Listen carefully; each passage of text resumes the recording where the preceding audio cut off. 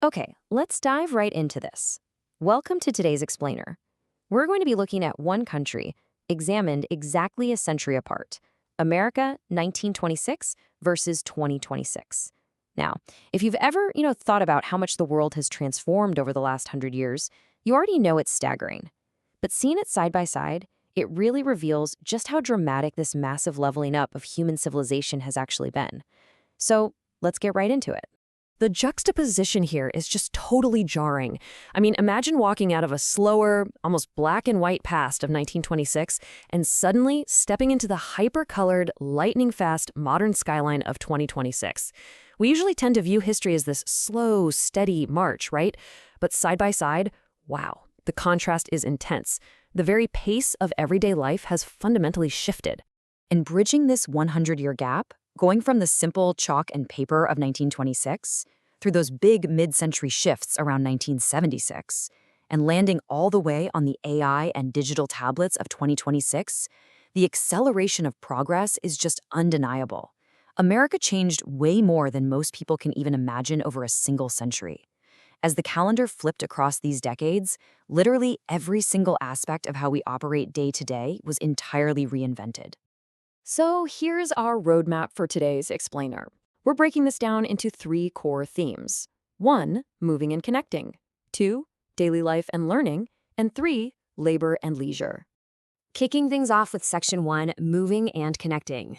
The contrast in how we get around is just massive. Back in 1926, sure, the Ford Model T was a real game changer, but it was still sharing dirt roads with actual living horsepower. I mean, horses were an everyday commuter vehicle for a lot of folks. Jump to 2026, silent electric vehicles are absolutely dominating these bustling multi-lane freeways. And looking up, commercial flight went from being this terrifying rare luxury into a completely safe, relatively cheap, everyday reality for millions. Now, what's really interesting about this next shift is the sheer whiplash of communication speed. It's mind-blowing. In 1926, reaching someone far away meant writing a physical letter and just waiting days. Even having a basic rotary phone in your house was considered a luxury item. Today, we've got global video calls and instant texting that connect us in actual milliseconds. The internet has essentially wiped out physical distance as a barrier to human connection. Moving right along to section 2, daily life and learning. Think about the American home. 100 years ago, living in a simple wooden house required some intense manual upkeep. We're talking chopping wood just to boil water on a stove.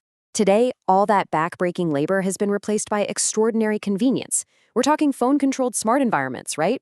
Advanced kitchen appliances don't just look sleek. They literally buy families back dozens of hours of their lives every single week. And we see an equally profound shift when we look at the classroom. Back in 1926, knowledge was pretty much gatekept by physical things: books, chalkboards, brick-and-mortar libraries. You had to go to the information.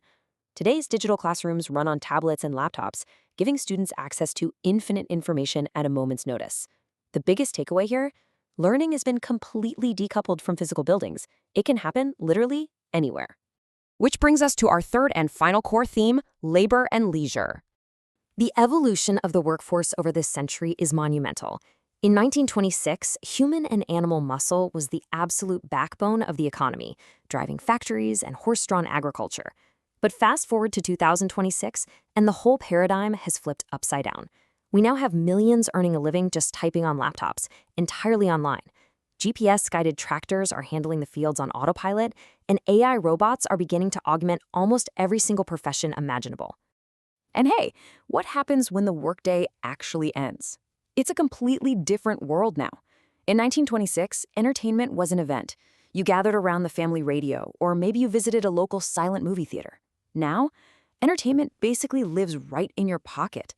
Billions of people are streaming content instantly, and gaming has exploded from this tiny niche hobby into a massive, interactive, global universe. We don't just sit back and watch anymore, we participate.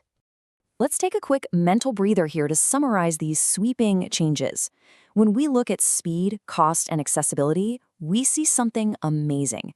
And this brilliantly illustrates the point. Across the board, from the time it takes to send a message, to the affordability of air travel, to having global knowledge at your fingertips, everything has become exponentially faster, vastly cheaper, and so much more accessible. It is a total 100% paradigm shift in human capability. But, amidst all this technological whiplash we've been talking about, it is absolutely crucial to ground ourselves in what hasn't changed. The source material captures this perfectly with one phrase: different technology, but the same dreams.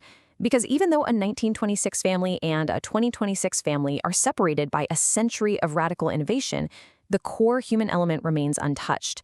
Dinner is still family time, people still gather, they still smile together, and they still share the exact same hopes and dreams for their futures.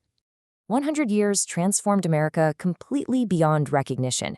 So, as we stretch our timeline forward from the past through the present, it naturally forces us to ask, what about 2126?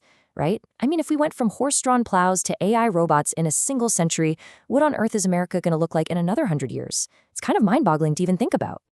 Which brings us to our final thought for today. Looking at the deliberate, analog pace of 1926 and contrasting that against the limitless, hyper-connected reality of 2026, which era would you actually choose? Would you prefer the quieter, simpler past, or are you all in on the technological present? It's a really fascinating debate. Thank you so much for exploring this incredible century of change with me in today's Explainer.